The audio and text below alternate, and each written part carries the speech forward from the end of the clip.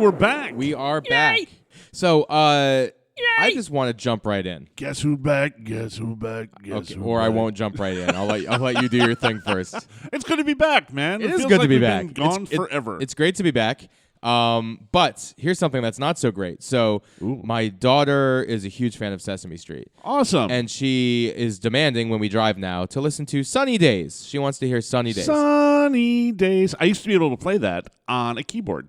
Oh. Yeah, that was like the only song I ever learned. Thank you, Trevor Hollick, for teaching me that. There you I go. can't do it anymore, but I used to be able to play We'll get there. the original. They changed that, though, didn't they? No. Oh, okay. It's the same song. It's just they re-record it every now and then. So anyway, Okay. she wants to listen to it while driving. So I'm like, okay. I opened up YouTube, and I'm like, okay, let's go to it. Sure. And much to my dismay, there were something in the range of 10,000 people giving the Sesame Street theme song the thumbs down. Why? That's what I want to know. It's a great song. It's a great song. Upbeat. Public television at its best. Brings back, well, not so public now that's on HBO. I mean, 10,000 thumbs down on Sunny Days. Why? I don't know. What do you got against Sunny Days, people? No, there's nothing wrong with that. That's what I want to know. It's a great song. Now, we just took our oldest daughter, who's almost 3, to Sesame Place Oh, that's awesome. on the outskirts of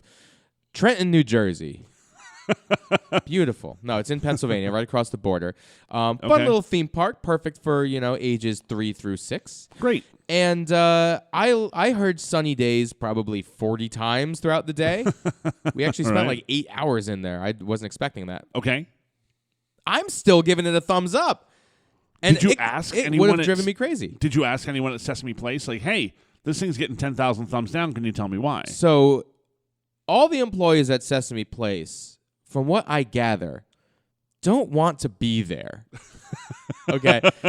It's all like either high school Disney World. seniors or college home from summer type job. It's not Disney World, is what you're saying. Yeah. No, it's not. It was funny. So we did this thing called Elmo the Musical, which is a segment nowadays on Sesame Street episodes. Cool. Where they they'll do like Indiana Jones as a musical and redo it for like the letter F. Okay. Well, Sure. Great. F is for Fear of snakes. fear of. That's good. That's good. Thanks. There you go. I was gonna say find the Ark. I don't know. Whatever.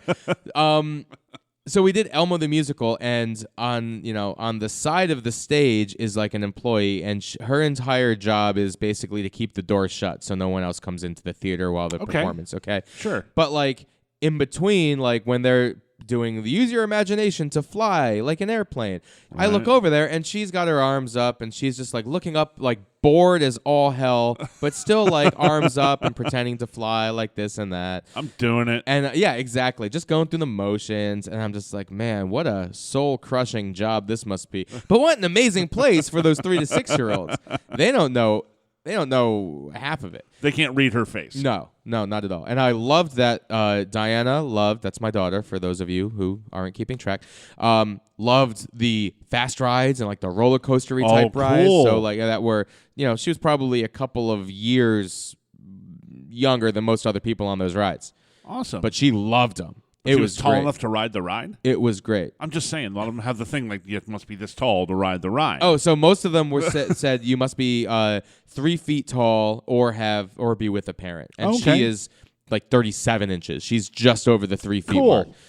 So I still went with her, but it was fun. But yeah, some of those rides I was even I got a thrill on. Yeah. It was pretty fun. Really? Yeah. That's interesting. Well, there's like one that's kind of like a mini Tower of Terror type thing. It takes you like 8 feet. No, I would probably say like 2.5, 3 stories. Wow, okay. It gets up there, and then it just drops you down. And you get the butterflies and all that kind of stuff. That's cool. And so even from such a short distance, you still get that little bit of a rush. It's still somewhat of a free fall. Yeah. Well, strapped into a very secure thing, free fall. Although it was scary. I was sitting in that seat, and before we went in, or we're all sitting in our seats, and then the girl comes down and like makes sure all of our safety harnesses are in. Sure. And then we're waiting for like 2 minutes, and then she's like, "I don't have the green light." Uh-oh. I don't have the green light. And she comes around like 3 times and makes sure all the safety harnesses. And then she goes, I need to get my supervisor because something may be broken. And I'm sitting there strapped in. I'm like, oh, okay. I mean, it's not a fall that will kill me, but it'll definitely hurt. Yeah. The supervisor had to have been maybe 19 at most. I'm like, yeah, I'm trusting my family's life to this Poindexter over here. He was off popping zits in the back, and then, whoa, I need to make sure people aren't going to die. Let me go do that real quick.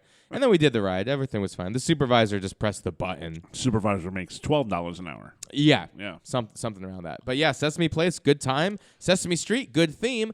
I don't know why all these people are giving it the thumbs down. You know, it's funny. You just mentioned the strapped-in thing. I just saw a Kevin Hart thing the other day. I forget who he was with. Maybe a Jimmy Fallon or a Conan or some kind of late-night thing. Okay. Where he was going on a roller coaster with someone. Okay. I think it was Jimmy Fallon. So he gets on the roller coaster. He's walking. They're doing the whole walk up. They go past everybody in line. He walks up, and they stop Kevin Hart and go, "Excuse me, sir. You must be this tall." And it's obviously a setup. It was funny. He turns and just kicks the thing over. No, shut up. You know. How tall is he? I want to say 3'6". Was he tall? Well, no, not 3'6". He ain't no dwarf. It's a joke. Is that still not far off? That's politically correct, right? Dwarf is okay. That's still okay. You can't say midget.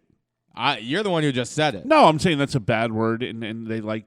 I could give you several examples little of, people of bad words, but I'm not going to say them. You right usually do on the show. Usually, that's what you specialize in bad words on the show.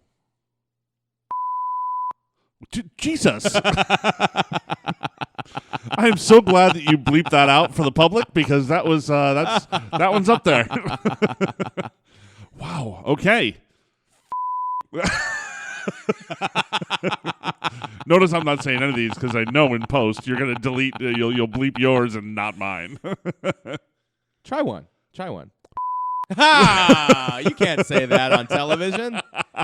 We're not on TV. No, not at all. You can say whatever you want in a podcast. Oh, that's true. Speaking of saying anything you want. Oh, Jesus. I better not forget any of these. I really hope you don't. Let me tell you. Your face is as red as your jersey right now. I'm rocking the jersey today. Look at you, yeah. So you can explain some of this because I've told you this story probably a dozen times when it comes to this team and this jersey. Would you like to explain any of it? I'll be frank. Who's Frank? Be Myke. You're a better Myke than you are Frank. I'm a better Myke than I am too, but... Oh, Jesus. You know, back in the old days, I would have had a rim shot in there on the show. You know, we were putting in all that post stuff. So, yeah, I'll be frank though. I kind of tuned out halfway through that story. Why? It was a great story. It was a great story, but the middle part, yeah, you kind of lost me a little bit. How? How? You love baseball. We were talking while playing video games, and I was starting to take free throws, so I took my headset off in the middle of that story. You always do. You have no concentration. Look, don't talk during a person's free throw, whether it's in person or on video game. Save that for your gentleman's tip. Okay. I just gave my gentleman's tip early. Okay, fair enough. Don't talk during someone else's free throw. So the Portland Mavericks. Yeah. There's a great, I forget the name of the documentary that's out there. But basically, back in the, I want to say it's the 70s, when minor league baseball was all over the place. Independent leagues were everywhere. There were probably 100 teams across the country that were minor league baseball. And Major League Baseball had no connection to these minor league teams. They pulled the talent pool, right? But they weren't a direct connection to these minor league teams. Right. And then they said, you know what? We're going to make sure every single minor league team has an affiliate they work with at the major league level. Makes sense. Yeah. So all these teams across the country did this, except for one. And that's the Mavericks. Portland Mavericks. Yeah, that's the jersey you're wearing right now. It was another Portland name, too. I forget what the name of the team was. So the guy who buys this team is a Hollywood actor. He's on Bonanza. He's the sheriff on Bonanza. Ooh. Right? And his last name is Russell. Okay. He brings his son, who's playing baseball. Uh-huh. His son's Kurt Russell. Nice. Right. So Kurt thinks he might be playing some minor league baseball. He's really not that good a player, but he's a solid ball player. Okay. But he builds his team. Kurt Russell refuses to buy into the Major League Baseball program. Just for what purpose? Because he's a Maverick. Ah, hence he's an odd guy. His guys are allowed full beards, don't care. Whatever. Long hair, who cares? Yeah, it's just the Yankees with that bullshit anyways. Right. Well, baseball was trying to clean up their act a little bit, and he was going, you know what, guys?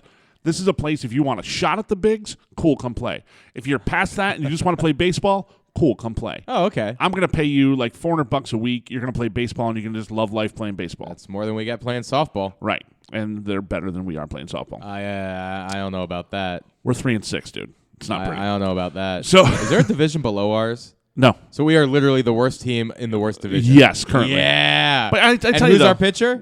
That's me. Yeah. So I'm not responsible for all the losses, though. No, that would be our shortstop. Although I am for the wins. So fair enough. So anyway, back to the Mavericks here. He ends up building this team of ragtag guys. Have fun, play the game the way you want to play it. Okay. And unleash the players to have a good time. Unleash the Mavericks. And they win. Ooh. And they win. Ooh. And they continue to win. Definitely not us. The best part is they get this phone call from a guy named Jim Bouton. New York Yankees Jim Bouton. Yeah? Right? The guy was a dominant pitcher in the major leagues who got blackballed from the major leagues for writing a book. Okay. That called out all the BS in all of Major League Baseball. Oh, that's a shame. So Russell just says, you know what? Come on up. You had this multi-million-dollar contract, and now you're going to be making $400 a week. And he goes, you know what? Can't wait. Can't wait to be there. Love it. They win the division. Nice. After they win the whole thing, Major League Baseball takes them to court. And they say, look, we need you to sell the team back to Major League Baseball, and we're going to give you like $20,000. Ooh. And it's mid-70s. It's a good chunk of change. Ooh. And he goes, you're missing a zero in there. It should be $200,000. There you go. He wins. Nice. He takes his money. He goes home. These guys all disperse. They go all over the place. And this is the crazy part. The new team wasn't called the Mavericks. They were called like the Beavers or something, something Sounds silly. about right, yeah. They lost more than half of their season ticket holders. The team started going down, down, down because nobody wanted to be a part of it anymore. Good. It was part of the establishment now. Good. Fuck the Beavers. So I love I love wearing this jersey as my nod to someone who stood by his love of baseball. That's great. Just to play ball. Love that. So that's my little story for the jersey. That's the beauty of baseball. Did you watch the All-Star game this week? No? No. You don't get into the All-Star game? I don't get into the All-Star game. There were a good amount of Cubs there. There are, but it's a BS game. It is. Like, play the game. Play the game like Pete Rose played the All-Star game, and we'll have a game. I'm glad that they took away the whole "this game matters" bullshit. Like putting home field advantage in the World Series. I liked the concept. Yeah, it's a great concept, but don't do it based on an exhibition. Do it like you used to. The problem is, why do they care? Paycheck? The concept is great. Paycheck?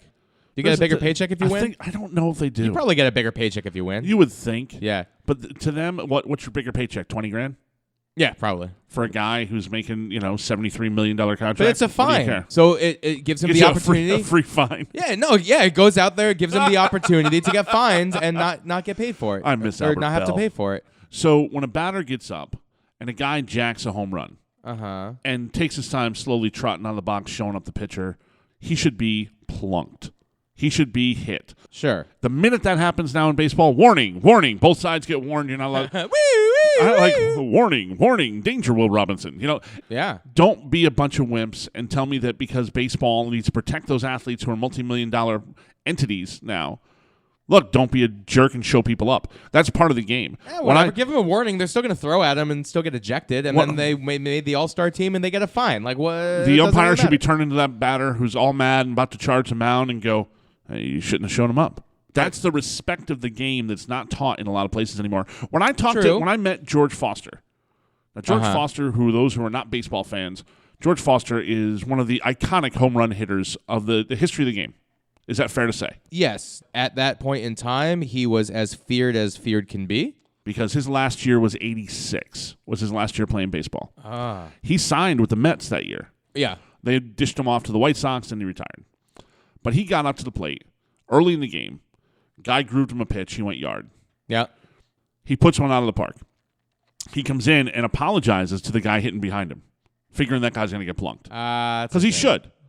Well, I don't know if he should. The guy throws him a strike. The guy, regular at bat. So George Foster goes, oh, crap.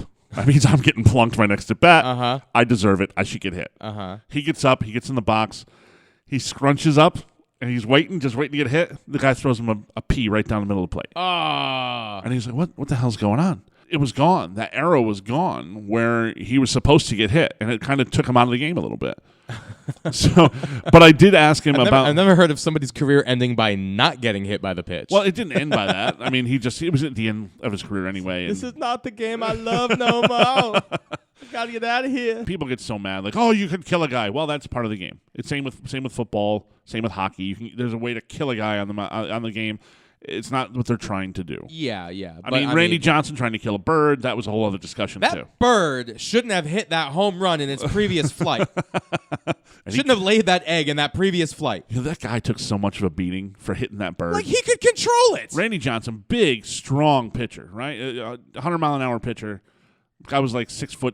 He's a monster. The big unit. Yes, Randy Johnson. You can put that together for yourself. The big unit. Bird flies across the strike zone. Just couldn't have been more perfect timing, but no one was trying to hit a bird. The bird wasn't trying to die. He was just flying. You can't hit a moving target the size of a bird with a 100-mile-an-hour fastball. He wanted to throw a strike. There were probably 2 strikes there. He was probably pissed that he got a ball. He was. What is that? Is that a ball? Is that a no pitch? I think it was a no pitch. Is that what happened? Yeah, I think it was a no pitch.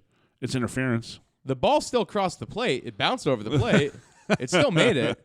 The bird didn't. I bounced the ball over. It was just like a puff of feathers. That was hilarious. It was sad, and Randy Johnson felt really bad about it. He killed the bird, didn't intend to, but he it's like when you're driving down the road and a squirrel jumps out in front of you, and you feel bad. Yeah.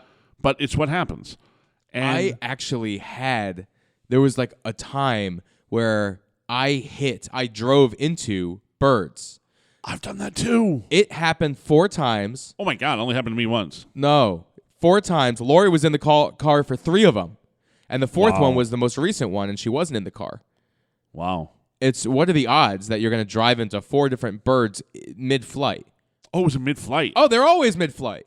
It's not like they're just like sitting squawking and like didn't take off on time. No, I'm talking like kamikaze bird flew into my windshield. Like straight at you. Sometimes perpendicular, but yeah. Wow. Yeah, it's happened. When I had my pickup truck, okay. Thank God my window was up. Uh-huh. I had an owl fly into Who? the passenger's I don't know who he was. Oh. It flew into the passenger window of the truck and bounced off. I was on the highway. What? He would have ended up in my lap if that window was open. His timing was so perfect as he flew by and he bounced off I saw him last second. I turned and looked and I saw his face right into the window. Was he just like, woo? No, he was like coming at me. I couldn't figure it out. Like, do I look like a mouse? I don't understand. Some owls look scary as hell. They do. Right? They're creepy looking. They're creepy, especially the flat-faced ones. The other one was only about 50 yards from the same location on Super 7 in Brookfield. Weird. I was following, this has got to be almost 20 years ago. I'm driving behind this guy who was really slow in the slow lane. He was probably doing like 40, and he was slowing down. And I was like, what's this guy doing? What an asshole. So I pass him legally. Good. I move around to pass him. Yep. And as I gun it to go by him, I'm kind of looking at him like, what's with you, buddy? and he looks at me like, what are you doing? Please tell me you're going to hit some ducks. Geese. Oh, okay. We're walking across the highway.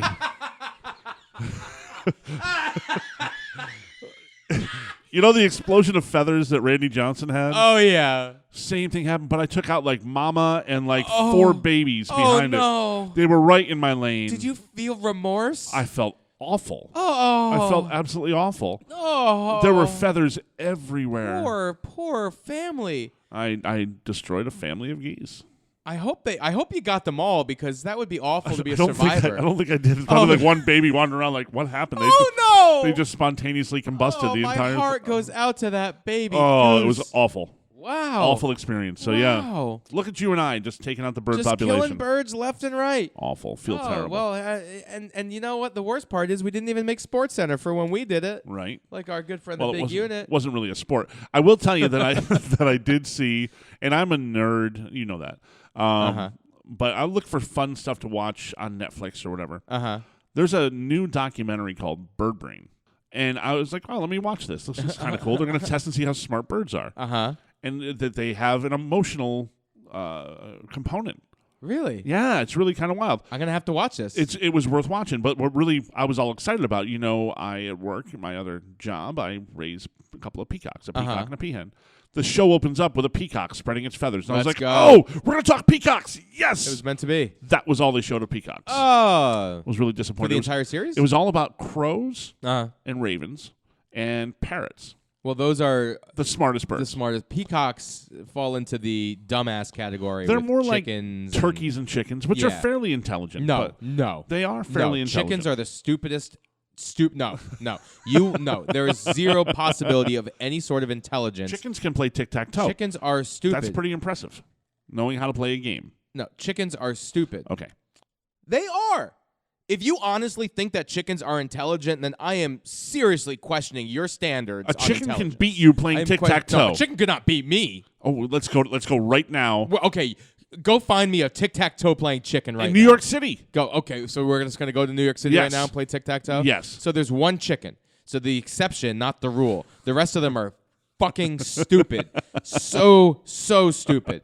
The only reason to have chickens are to eat ticks and to lay eggs and then to die and you eat them because they're delicious. The chickens have very, very little use on this earth. They're not the smartest animal. I'll give you that. They're not even close to being in the middle of the pack. So how would you feel if a chicken could beat you playing tic-tac-toe? It can't. What if it did? I find it interesting that the end-all be-all of intelligence to you is tic-tac-toe. There's a lot of 5-year-olds really good at tic-tac-toe.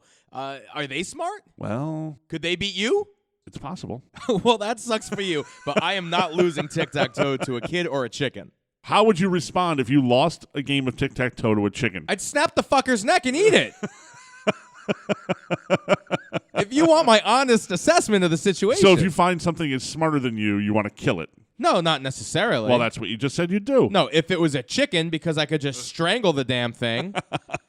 Well, you could strangle people, too. I'm just saying. Nah, but they fight back. The chicken can't fight back when you're strangling It'll peck at you and claw. No, it's fine. I've had... Look, you're talking to a guy who's had chickens. I understand.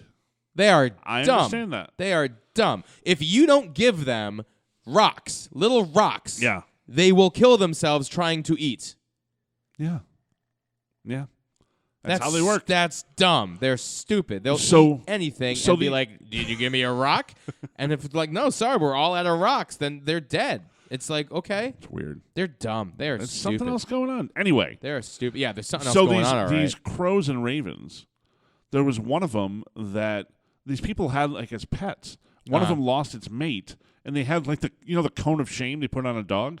They had this on a crow because it was plucking its own feathers out because it was so emotionally hurt that it lost its mate. Aww. And they had another one. They did a test where they put a fake dead crow on a road.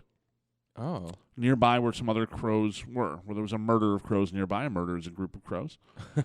And it's not just some asshole who lost a tic-tac-toe killing a bunch of birds. Right, exactly. So this murder of crows all comes by within like 10 to 15 minutes.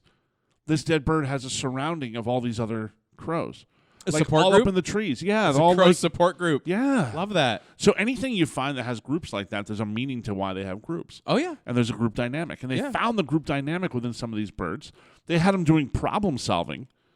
So they put a peanut inside of a plexiglass box with a few different ways to access it. Okay. And these birds were finding ways. They were picking up a stick to push the thing over through a hole. Spoiler alert. Amazing. Spoiler alert. It's still worth watching. Yeah. All right. I'm just saying it's kind of cool to watch. Why do we talk about birds so much on the show? I don't know. Well, you have a new cock that you like to show people. Easy. And am I wrong? It's a peacock. Am I wrong? Peacock. Okay. And a peahen.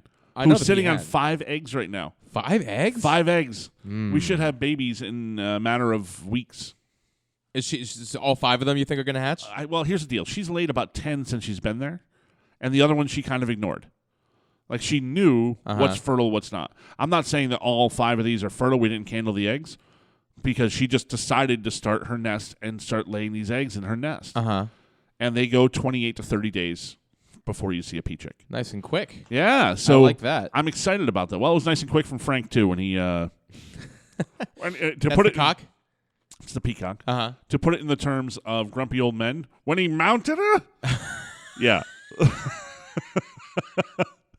That's one of the great movies, man. Grumpy Old Man is a good movie. It is. But before we go on to that, I'm just curious. Yeah. Was there like a live stream or anything of this peacock mounting? No. It's very quick.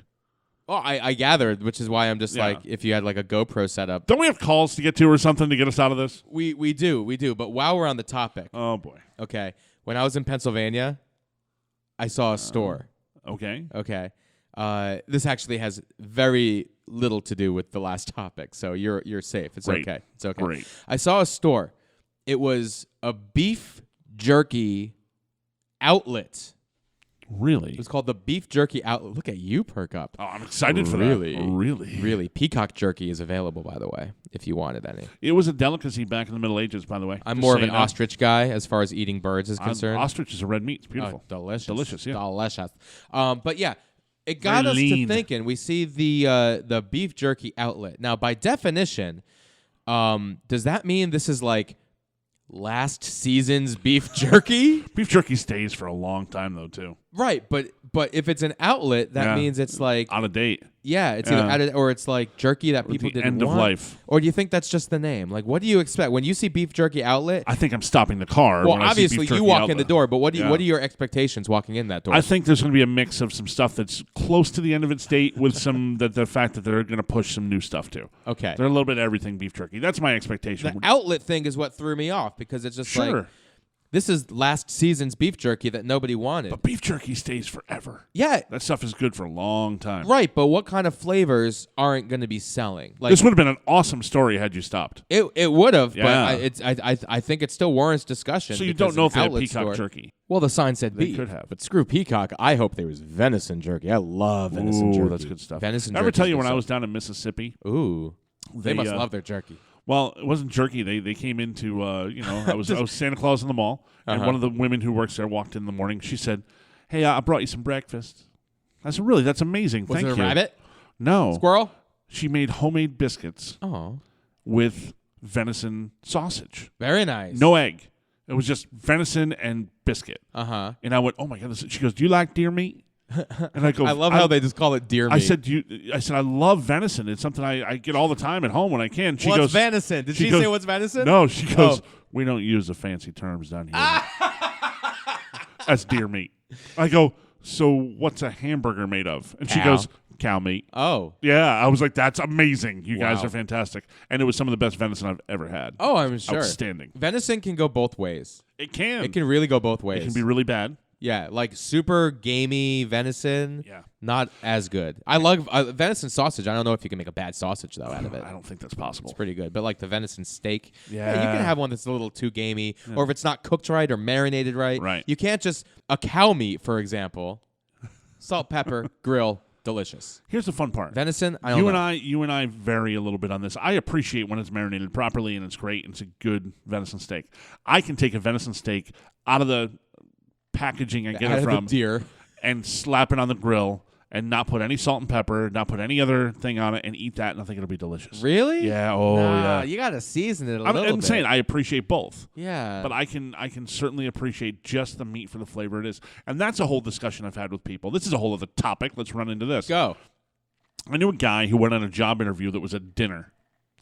It was a dinner. Uh-huh. He had to sit down with his prospective boss, and they ordered food, and they started eating their dinner. That's a risky job interview. I like it. I love that idea. That's a good idea. And the guy said, "You're not going to salt your food." And he said, "I don't normally salt my food. Why do you ask?" And he said, "It's the number one telltale sign that he won't hire someone if they salt their food. If they salt their food before they taste it." Yes. So brilliant. Guilty. Brilliant. Guilty, because you but yes, don't you do don't that. know the seasoning. You don't know the level of Don't seasoning. know what it is. Why would you salt it before you even taste it? It drives me nuts when people do that. That's a really good tell. Smart little tell in an interview. And there's your gentleman tip for the day. Oh, that's good. All right, we got them out of the way. We don't have to worry about gentleman tips Don't anymore. salt your food till you taste it.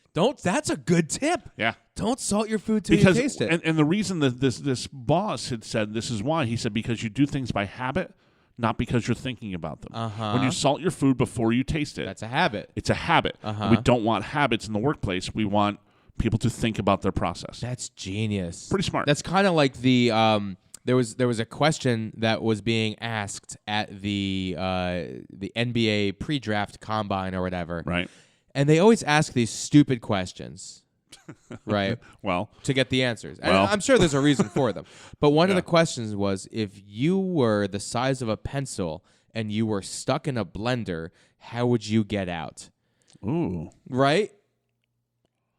You know what my answer is? What is your answer? I'm 7 feet tall and can dunk the fucking basketball. Give me $12 million. Like, what the hell do you care? Size of a pencil. And The you're in a size of a blender. pencil, Is yeah. there's got to be more information. That was it. That was the entire question. Well, you'd swim to the top and climb out. They wanted the whatever your thought process might be.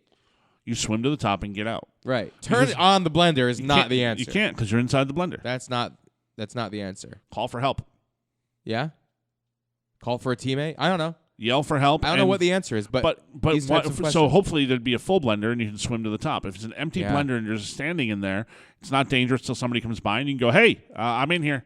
There you go. I'm a pencil-sized person." I did one time. There was a job I worked at. I'm not going to tell you where it was. Ooh. But the guy who was interviewing, for some reason, it's just like, yeah, the guy at the absolute top of the food chain is going to interview like the peasants they're trying to hire. Okay. Didn't matter what. And he would sit there and just tap his pen. Ooh. And just wait. And Michael Scott style, just wait. Yeah. And he'd wait and look at you when he stopped? Yes. And it's just like, he wants you to make the first move. I'm like, what an asshole. Yeah, that is a Michael Scott move when he does his little technique there. Except the fact that Michael Scott goes, I refuse to speak first. Like, okay, fair enough. Yeah. Nice try, Michael. But yeah, I don't, when people think that they're so smart or they have this like little technique that they think, it's just like, come on, guy. Yeah. Like, I'm here to interview for this like Minimum coffee wage running, job. not even, no, intern. Like, not even minimum wage, you know? It's like, yeah, what are you playing mind games for? Just, do you want me or not? Do you want me to slam dunk the basketball for you or not? Right. Right. I don't want to be playing that I'm a pencil. I don't want to be playing I'm a pencil. Yeah, absolutely. No one wants to play that. All right. So we got a call, don't we? It's been a while. We've got to have a slew of calls. Let's see here. By the way, 6317 Mike Mo. That's where you give us a call. Oh, yeah, and you can call into the show that's sponsored by the Candlewood Valley Country Club. Candlewood Valley Country Club, the #1 place to go play golf, have some lunch, play a round of golf with your friends, have something to eat. Go hang out with my friends, Mike's friends, down at Candlewood Valley Country Club. These guys rock. They rock more than us because it took almost 40 minutes to talk about the sponsor. No, sponsors can wait with us during the show. Yeah, absolutely. But I just want to make sure that we owe them to different sponsorship placements. So I just want to make sure everyone knows that this show's sponsored by the Candlewood Valley Country Club. Candlewood Valley Country Club, the #1 place to go play golf with your friends. Grab something to eat, grab a cool drink. Yeah, stop on by now. Friday nights, Thursday nights. Come on down with your friends. Come on down, play a round of golf, have a good time. Bring the lady for ladies' night. Also a fun time down at Candlewood Valley Country Club. They have a ladies' night? They do have a ladies' night. What's going on at ladies' night? You bring your lady, you play some golf, you get something to eat, have a drink, and our friends at Candlewood Valley Country Club. That was pretty good.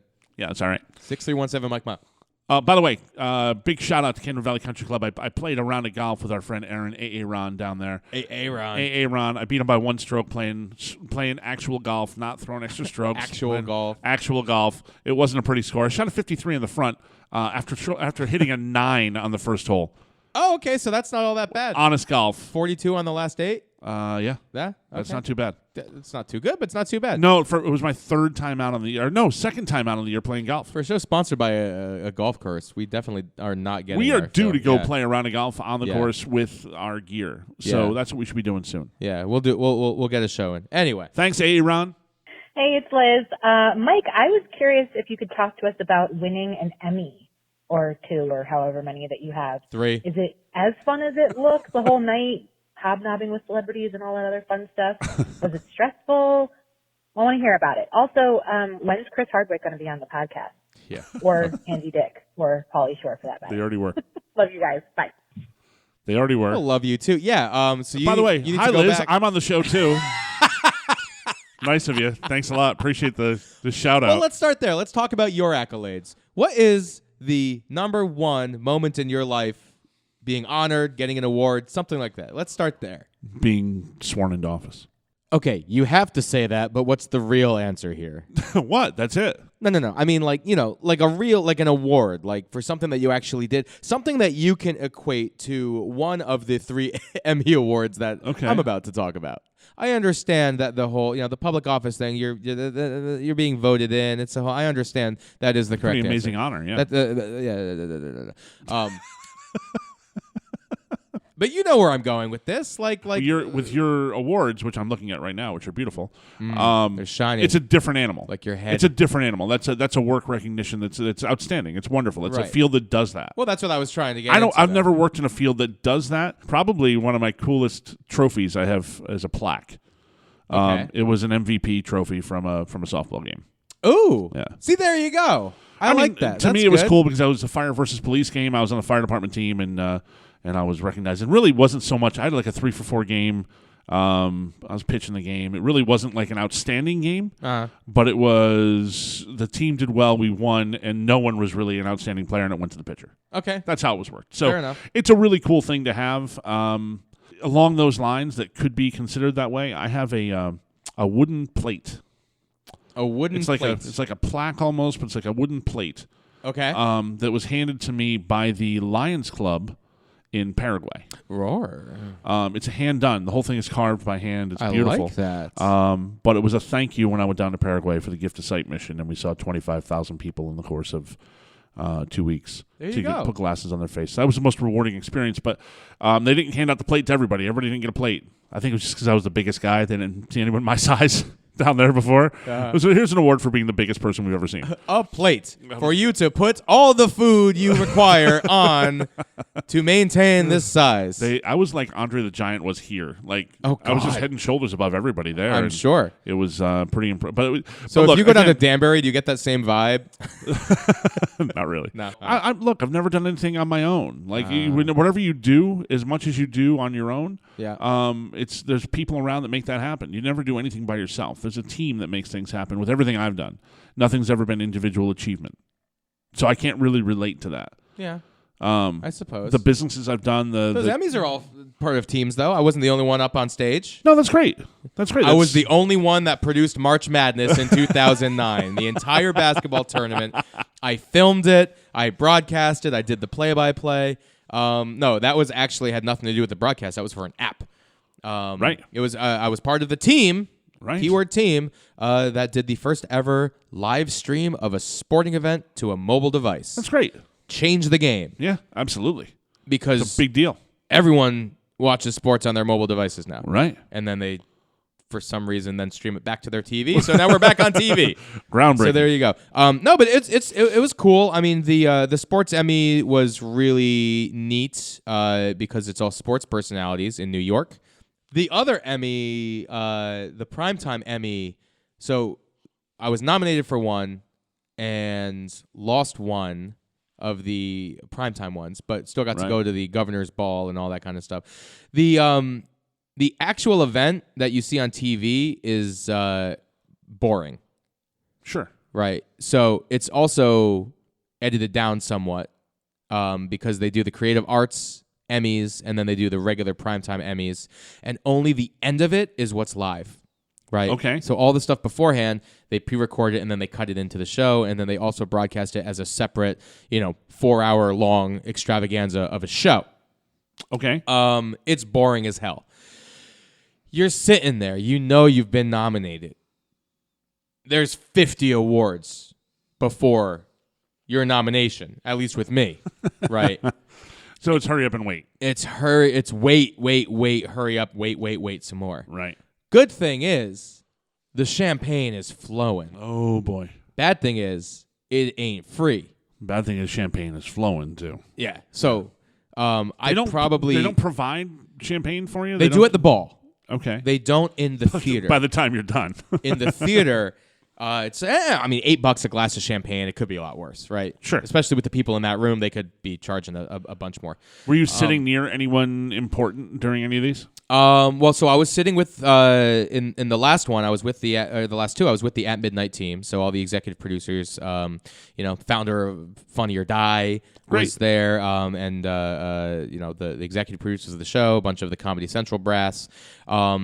Immediately in front of me was Rashida Jones, who I love. Oh, that's awesome. Who I love. And Yeah. I chatted her up a little bit. Which is her better role? Ann Perkins, Parks and Rec. You think so? No question. I like her on both. Well, sure. Absolutely. I liked her on Parks and Rec better. I don't think The Office gave her enough time to develop. She became a good villainy kind of character toward the end of it, yeah? Yeah, and she came back a few times after she was off the regular cast when she got pregnant. Is it Jim's? It's not Jim's, but I loved that. But yeah, when she went up to her other and they tried to steal the printer Utica. from Utica, Utica and then branch. she was pregnant when she came back the next time. So a bit role, but her character in Park and Rec was great and very well developed. And a nurse, and I'm married to a nurse, so how can you not love that? Well, Michael's line in The Office is too good when he first meets her. He's like, "Wow, you look so exotic. Was your dad a GI?" Yeah. I love that. But she was sitting in front of me. She had that's very thick frames. I chatted her up a little bit. That's celebrity royalty right she there was too. There. Yeah, I mean royalty. There was true royalty in there. And then Quincy Jones is celebrity royalty. Sure. Say what you want. And then we went up to the stage. We had nominations and back to back. We lost our first one to John Oliver. So okay, hey, if you're gonna lose to someone, fair. John Yeah. Oliver, not bad, solid. And then we got our win was immediately after that. So we all went out on stage, got our trophy. Chris Hardwick did his speech. I'm standing right next to him. Cool. We go in the back, do all the press stuff, photos, interviews, all that kind of stuff, and then Great. And then basically walk out this door, and we're just like, "Where's our families? Where is everybody?" right. No one knew where to go, and so we, the show's over. We meet up with everybody at the ball. Amazing dinner, amazing desserts, open bar. I got to meet a bunch of different celebrities. My favorite, Fred Willard. Really? Well, you're a big, awesome. I can see that. Yeah. Awesome, because I love all the Christopher Guest films I love. Sure. Right? Best in Show, all of those. Yeah. Love them, and he's a huge part in all of them. And then just the roles that he plays are always just hilarious. Yeah, he's a funny guy. And so I went up to him. He resembled somewhat of, how do you say? He was kind of corpsey that night. There wasn't much going on. He looked a little, he could have used a tan. Oh, yeah. But we still talked. That's cool. And then there's some great pictures of me walking around, double fisting drinks, and double fisting Emmys at one point in time, which is awesome. And shocker with the drinks. Yeah. And got absolutely shit hammered. It was really funny because so later on that night, Chris Hardwick actually proposed to his fiancée, Caught up in the moment, now yeah. wife at the time, Lydia. I guess he was going to do it either win, lose, or draw. No, You there's no can't draw. There's no No draw. draw. So yeah, he proposed, and we were just talking about it on the plane and everything like that. And it took Lori like forever. Like she did a Google search and was just like, "Wait a minute, is this the girl? Yeah, that's Lydia. This the girl I was talking to all last night? Yeah." She goes, "That's Patty Hearst's daughter." Yeah. I was like, "Yeah, they're gonna get married at the castle." The awesome. building that we went to that they said we couldn't go in 90% of the rooms. Yeah, the museum. They're gonna go into those rooms. They're gonna own those rooms. So yeah, it was a real cool night. So yeah, hobnobbing, got drunk, have some beautiful awards, some great memories, and thanks for the call, Liz. How about her question? We've already had Oh. Andy Dick was on the show. Pauly Shore was on the show. Yeah. Chris Hardwick. How do we get him on the show? Chris Hardwick is not coming on this show. I'm just saying it. I met the guy. Nice guy. Yeah, Tiny little dude, though. he's my height. He's very small framed. Well, compared to you, yeah, that's true. you're kind of a big guy. Yeah. No, you met him when we were doing the show in New York. Yeah. And Yeah. I brought you back and gave you the old VIP treatment. Right. It was kind of nice. It was fun. We have a picture of me and him somewhere. Yes, actually, Yeah. I saw that recently. That really? came up at some point. Yeah, I don't know why. I definitely wasn't searching for pictures of you. So hey, quick. I know we got to wrap things up, but we're speaking of celebrity. A good friend of mine, Johnny Krupinski, our friend down at Danbury. John is a good friend I've known for a long time. He's always worked with hockey, and he's now the assistant coach of the new hockey team in Danbury. Very cool. And I hate the name though. Come on. Yeah, I know. Hat Hat tricks. tricks. Come yeah, on. I know. Little magicians. Come so, on. Anyway, he was giving a little speech to the guys. Somebody recorded it. They put it on the interwebs, and it went viral. Ooh. It went so viral that he got a response from the president Well, that's not hard to do, Twitter. And he was just, as we're filming this, he was just recently on Fox on the National Morning Show. This is the video. Is it just a Megan Rapinoe rant? Because No. that's all they've been talking about all week. Well, he talks about her a little bit on the show when he goes on, but this is the video that went viral. Give it a play. Hey guys, listen up for a second. First day of camp, but something really important. Okay, we're not women's soccer. Oh, God. We're not the NFL. Oh, people watch those. If there's anybody here that's going to be disrespectful to either the American or the Canadian national anthem, grab your gear and get the fuck out now, because you'll never see the ice in this arena. Boom. We don't have that problem in hockey. We're better than that. But there was no sense in wasting anybody's time if that shit was going to happen. Oh, okay. I don't believe it would happen here. We're the most patriotic sport that they have out there. Okay. So just keep that in mind. Thank you. I don't know. I mean, I've watched some highlight, and that's some pretty patriotic stuff. Let me tell you. So, look, I applaud him for his comments. He has every right to say every bit of what he said. I knew where that was going immediately once you said course. that the president and Fox News had him. But yeah, he had every right to say what he wanted to say in the same way that anyone who's doing any kind of peaceful protest has a right to say what they want to say. I don't agree that hockey is the most patriotic sport. That's just my belief, and he probably thinks otherwise, you know? Yeah, I don't know. I don't know if I agree with that. Yeah. But what I will say is this. He said, I saw that interview on Fox that he did, and the one thing he said that I appreciate is they said, what about people who do want to stand in protest to something? Uh-huh. And he said, the owner of our team would gladly offer them the bus to take it somewhere to do their protest. But you're on the clock. Uh-huh. When I do my job, I represent the business that I'm there for. Uh-huh. When I don't care if you're a celebrity, whoever you are, you're on the clock.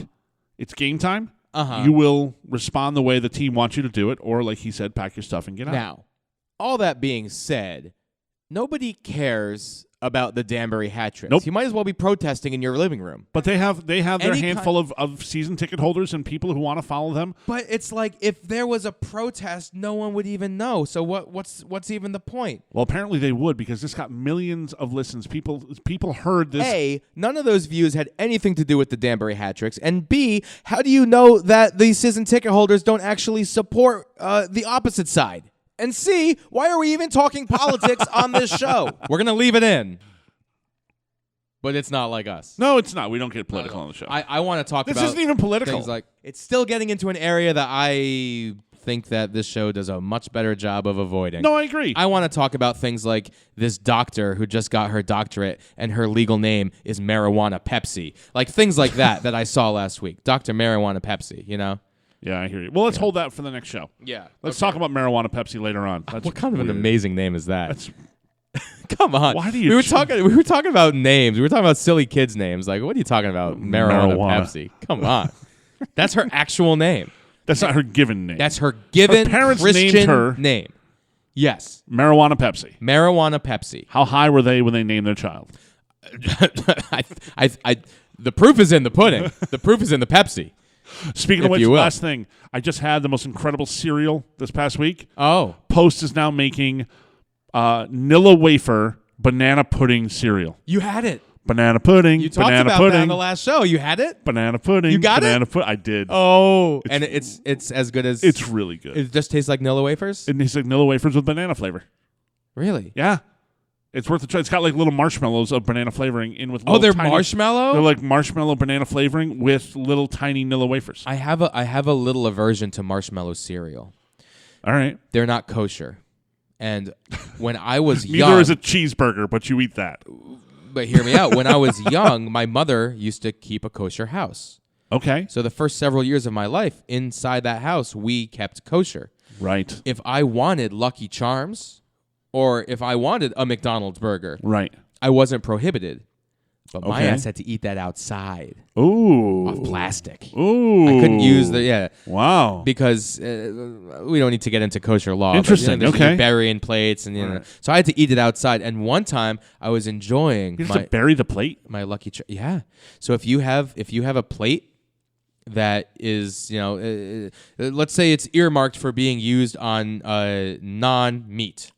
Okay. Right? It's kosher, non-meat. You can have your dairy. You can have your salads and vegetables on this one plate. If a piece of meat touches that, or if something not kosher touches it, you bury the plate. Wow. Yeah.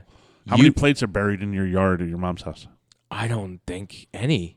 Really? She kept it clean. She was sending my ass out to the porch to eat Lucky Charms. I can't believe you didn't go, ha, throw a cheeseburger on there and just see what happens. No, I was a good little boy. I didn't turn into a shithole until about 9 or 10. And then, boy, actually, she still could have buried some plates at 9 or 10. Yeah, but I respected it. But then she tried lobster for the first time and was like, "Fuck that, kosher, no." I'm eating more of this lobster. That's good. And then, the chicken McNuggets started to pour, and I got really fat for a few years there. Yeah, that's when Mr. Ball was born. Mr. Ball. Yeah. Poor Mr. Ball. Ah, poor Mr. Ball. All right. Well, Mr. Ball is gone for now. All right. Well, who knows if he'll make a triumphant return in your 60s? Who knows? I wouldn't put it past me. My pancreatitis might have an issue with that. You never know. My pancreas might be like, no more Ball. Yeah. Maybe that's why I have pancreas issues, Could be. because I was a perfect circle as a kid. Pancreaballus. Is that it? All right. Yay!